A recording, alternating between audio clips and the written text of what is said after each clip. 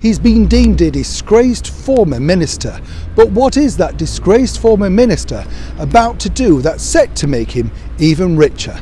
Hi, good morning, Neil Sean here in the heart of London. That is your political story coming out of London today.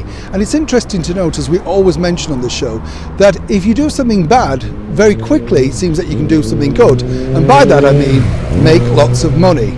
Now, as we all know, there was a big political storm brewing late last week when, of course, the former Health Secretary, Matt Hancock, was not going, then he was going, then he resigned. He resigned, of course, via Instagram, in that very modern age, via social media.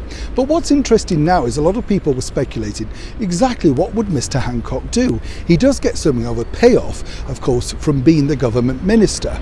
And let's not forget, while a lot of people are gleefully looking at his downfall, there are families involved here and children and, of course, broken hearts and wives.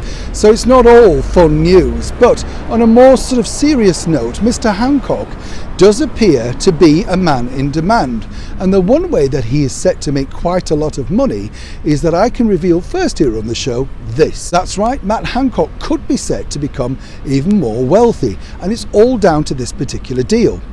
Sources tell me that Mr. Hancock has been offered not one, but 4 major publishing deals. Now you may ask, why would anyone want Matt Hancock's story? Well, let's not forget, he's brought us through some of the most difficult times here in the United Kingdom. And to have an inside take on what it was like to be at the table of power alongside all of those other main players like current Prime Minister Boris Johnson is worth a lot of money to publishers. And of course, not just that, but selling his story on to national newspapers. Now at this stage there's nothing concrete and nothing's been signed, and so far we've heard nothing from Mr. Hancock. But these major players in publishing do believe he is the man that can make the story something worth reading about. Neil Sean in the heart of London.